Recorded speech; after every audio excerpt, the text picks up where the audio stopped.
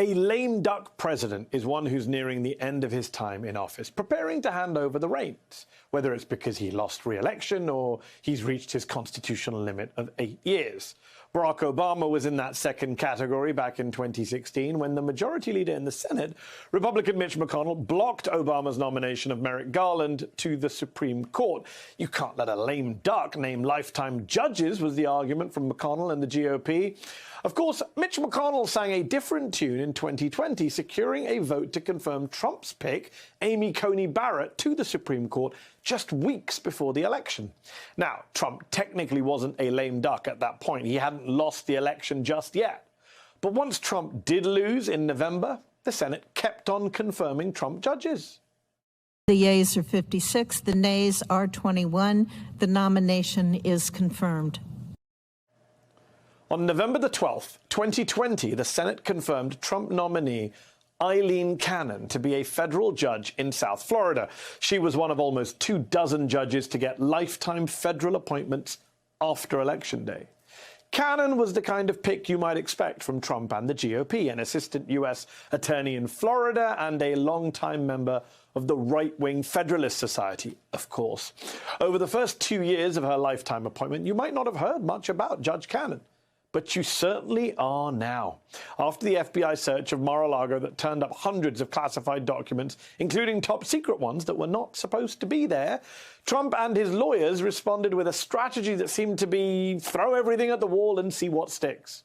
One of those strategies was to claim that documents contained privileged information and calling for the 11,000 pieces of evidence to be taken from DOJ investigators and given to a special master, a third party, to review the documents for privileged information.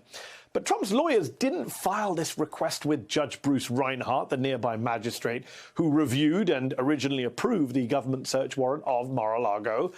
No, instead they filed with a federal civil court 70 miles and 2 counties away, a court presided over by Aileen Cannon, Trump's 2020 appointee. Last week, before even hearing the federal government's arguments, Judge Cannon publicly said she was inclined to give Trump what he wanted. An unusual move, to be sure. And then on Monday, on Labor Day, the federal holiday, she issued her ruling in favor of a special master, delaying and blocking some critical parts of the FBI investigation of Trump and those documents at Mar-a-Lago.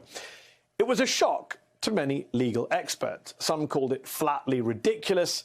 Cannon said the move was necessary to protect executive privilege, but she ignored the fact that the Justice Department is part of the executive branch, and no former president has ever before been allowed to invoke that privilege against the executive branch. And at the same time that she barred the FBI from keeping or seeing any of the evidence it collected, she did allow the U.S. intelligence community to review it for security breaches, which kind of makes no sense. As law professor and former acting U.S. Solicitor General Neil Katyal put it in a long Twitter thread, taking apart the Cannon ruling, quote, she says that because some tiny percentage of materials might be privileged, the entire investigation over all the materials has to stop. That's a bazooka when one needs at most a scalpel. So, is justice blind, or is she blindly partisan? On one hand, this is the American system of government at work. This is American exceptionalism and not of the good kind. Most other Western democracies don't allow politicians to appoint judges. It's done via an independent process. And yet here in the U.S., since the beginning of the Republic, presidents with Senate majorities get to name and confirm federal judges. And it's always been a politically fraught, a sensitive process. But like with everything else, Donald Trump took judicial partisanship to self-serving extremes, and he didn't hide it. You know how many cases I've lost and then we win? So I've had a great track record. And right now, within a couple of weeks, we will have 160 judges, and within a couple of months, we'll have 182 federal judges. We need 9 justices. You need that. With the unsolicited millions of ballots that they're sending, it's a scam. I think it's very important. I think this will end up in the Supreme Court, and I think it's very important that we have 9 justices. You said that you hoped federal judges were watching what was going on with mail-in ballots. Do you hope that Amy Coney Barrett is watching as well? I do. I'm sure she is. Are you counting on the Supreme Court including a Justice Barrett, to settle any dispute? Yeah, I think I'm counting on them to look at the ballots, definitely. Take it from Trump himself. He said it out loud. He expects his appointees to rule in his favor. So when a quote-unquote Trump judge comes out with a ruling in his favor, a ruling that alarms the legal community, a ruling that is internally contradictory, all I can hear are those words from Trump talking about what he expects from his judges in return for appointing them. We'll discuss the politics of this case in a moment and this whole issue of judicial appointments, which I find crazy, with reporter Mark Joseph Stern. That's coming up. But first, let's discuss the legal ruling itself with Neal Katyal, Georgetown law professor and former acting Solicitor General of the United States under President Barack Obama. Neal, thanks so much for coming on the show. How bad is this decision? How bad is it? And if you're Merrick Garland's DOJ, do you appeal it straight away? I don't have enough adjectives, honestly, to tell you how bad it is. I mean, just think about it. This is the most important professional thing this judge has ever done in her lifetime. You'd expect an A game. And this opinion is riddled with errors and silliness. I mean, it's kind of like someone playing in the NBA Finals and they miss 20 free throws, and they don't just miss the shots, they miss the net, they miss the backboard, they miss the hoop. Just to start, I mean, every defendant would love a special master, of course. Every defendant says they're being unfairly targeted and set up. Every defendant says their reputation would be bullied. None of them get special masters. And especially you can't get a special master when you forum shop for a particular federal judge just because someone asserts privilege. And I'm so glad you started with the whole question of lame duck presidents, because Donald Trump doesn't think he's a lame duck. He thinks he is like sitting president still. Yes. I mean, he's invoking executive privilege now. That's what this judge rules on. The idea that there's some presidential prerogative, that belongs to the current president. Donald Trump is not the current president. The whole thing is shoddy start to finish. And so you ask, do you appeal? And, when I ran the Solicitor General's office, those were the decisions we made, whether to appeal a Justice Department adverse ruling. Here, I think they have to appeal unless the judge reconsiders and modifies her holding. Most importantly, because it's not just she appointed a special master, she issued an order as a district court judge to stop the investigation in its tracks. That is the quintessential violation of separation of powers. It's not something the Justice Department can live with. And so unless she modifies that, they have to appeal. Yeah, and just going through your Twitter thread on Monday, I was just thinking to myself what grade you would have award this judge if she was a student in your class. Georgetown wouldn't let me give. Georgetown wouldn't let me give her the grade that I'd like to give her. So, Neal, you mentioned other people wanting this special master. Does this now set a precedent for other defendants? There was a dark joke going around on Twitter yesterday saying, quote, it's like a judge granting Jeffrey Dahmer a special master to review the heads in his freezer. A little absurd, maybe, but it highlights how out of the legal mainstream this ruling is, how it could be exploited by other people under criminal investigation who aren't former presidents. Absolutely. I mean, it's a joke ruling start to finish. It won't have any persuasive power in any other court, I suspect, because everyone knows how bad it is. I don't care what your politics are. This is just such atrocious legal reasoning. I said yesterday one of my first-year law students would have done a better job, and I think it's any of my first-year law students would have done a better job. It's that bad. I do expect it to be used, including probably already today, by defendants across the country who say, hey, this search, this arrest is, impairing my reputation. I want a special master. You don't get them for those reasons. You get them for very limited reasons in the United States law. You get it, for example, if there's some material that might be subject to attorney-client privilege, as there was in like the search of Michael Cohen's apartment. But what the judge did here is say, okay, there's maybe some small fraction of these 11,000 documents that might potentially have a privilege claim. So I'm going to allow the special master to review all 11,000 documents, including even the ones in the photo that we saw labeled top secret. I don't think that they're attorney-client, and they're certainly not executive privilege protected. And she says the special master will decide all of that, and until that special master decides all of it, which may take months or years, the federal government can't use any of these materials in its criminal investigation of Donald Trump. That is, to put it mildly, insane. And the judge suggests in her ruling that the sitting president, Joe Biden, hasn't weighed in on Trump's privilege claim. She says, quote, plaintiff, meaning Trump, has not formally asserted executive privilege as to any specific materials, nor has the incumbent president, meaning Biden, upheld or withdrawn such an assertion. And yet in the National Archives letter to Trump back in May, demanding the return of the 15 boxes, it says, quote, the counsel to the president has informed me that in light of the particular circumstances presented here, President Biden defers to my determination. It feels like she's not even read the letter from the archivist. Exactly. You got to wonder if she read the government's brief at all. I mean, all of us did when we, we consider that part of our job, and the government's brief attached that letter that you're referring to. And it goes on in a part that you didn't read to say the executive privilege question is, quote, not a close question. Nowhere does that appear in her opinion. It's so shoddy.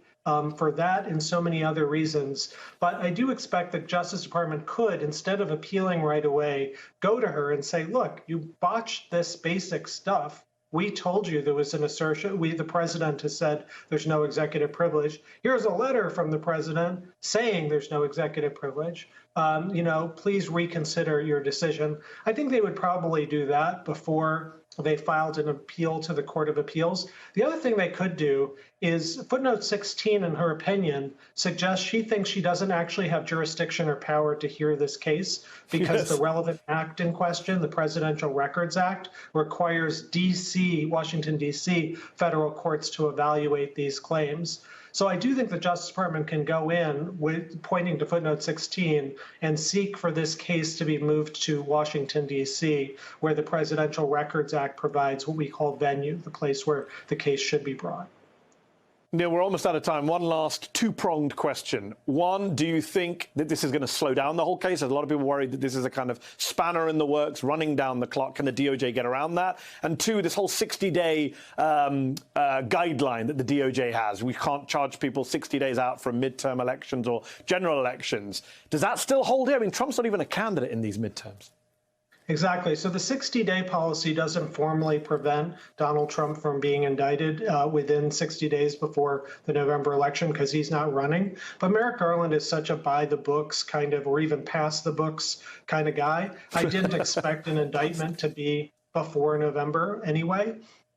So I don't think that, the policy itself is going to matter. I do think that the special master, as well as Donald Trump, is hoping this could be a delay of as many of years potentially, and it is possible. I think that the department is going to do everything in its power to alert both that court, perhaps the Washington, D.C. court, and perhaps the Court of Appeals in Florida to say, look, time is of the essence here. If a special master has to be appointed, this person should just get the show on the road, review all the documents, and let's move forward. But there is a risk, you're absolutely right, a very significant delay.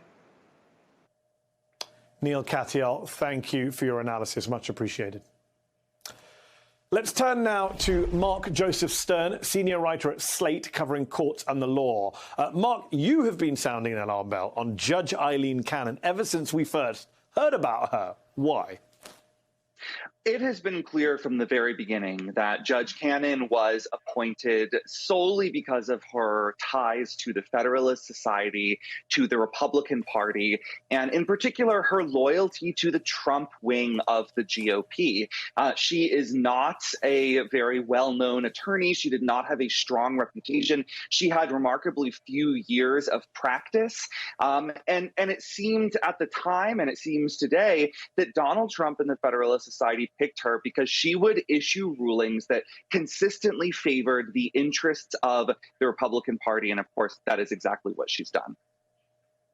If Judge Cannon is acting out of partisanship, if she's, crossed some boundaries, some lines, as Neil Katyal was suggesting in terms of overreach, it's not as if anyone can vote her out of office, right? This is a lifetime appointment. You have to impeach a judge, and we know how hard that is. In fact, Elie Mystal, who we both know, legal correspondent for The Nation, he tweeted, will Judge Cannon be impeached and removed by Congress for essentially aiding Trump in obstructing justice? No, instead she will sit there for 30 years making awful decisions. If liberals don't pack the courts, liberals don't get their agenda for 30 years.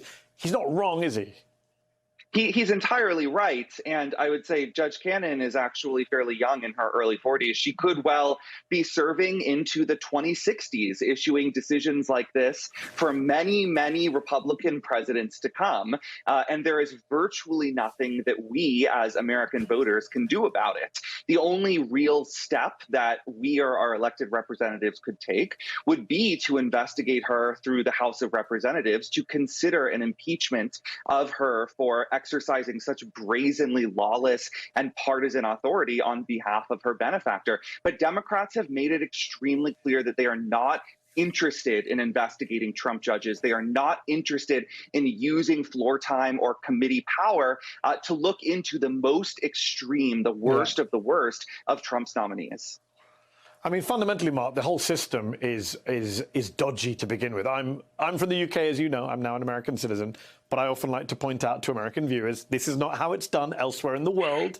Other Western democracies don't allow politicians to pick judges and give them lifetime appointments based on their partisan credentials. It's a weird kind of spoil system.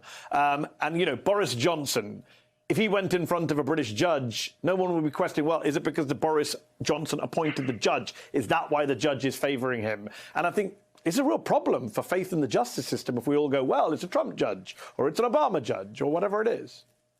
And it goes beyond just patronage and a spoil system. You know, the rest of the world thinks we are crazy for giving these judges not only life tenure, but also virtually unlimited power.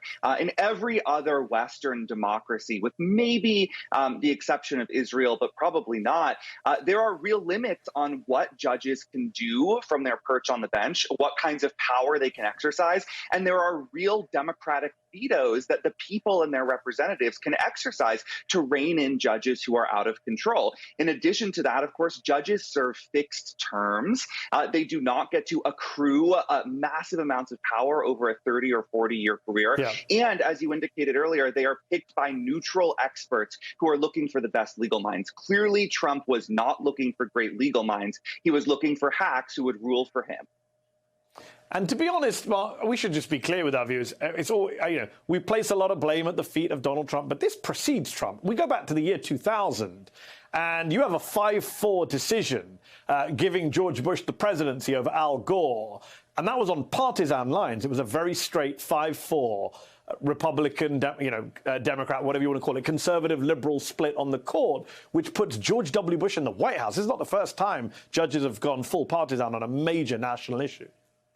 And of course, it goes further back than that. In the 1930s, the Supreme Court consistently struck down FDR's New Deal reforms to the point that he had to threaten court packing to bring it in line, which is about where we are today. And I think, you know, it's pretty clear that this system, however well it once functioned, has broken down in part because the right has decided that they will abandon this notion of judicial restraint. It used to be that some conservative judges really did say, look, we're not elected. We don't have a constituency. Let's be modest and careful about how we exercise these awesome powers of office. Yeah. And you just don't see that anymore. Today's conservative judges are radical and ambitious and will not hesitate to issue these sweeping decisions. Last quick question, 30 seconds left. Who do you think the special master will actually be? Judge Judy, Judge Janine, Bill Barr? I mean, the list is, who fits the qualifications that's acceptable to DOJ and Trump and to the American public even? I wish I had a good answer. I will say that Cannon seems to have stacked the deck. She has put in all of these weird qualifications of who exactly can be appointed. And I don't know exactly how many individuals even fit those categories. But I think Judge Judy would be the best case scenario here for what Donald Trump will agree to. And I can only hope that Cannon is not ultimately the one making the final decision over who fills this role.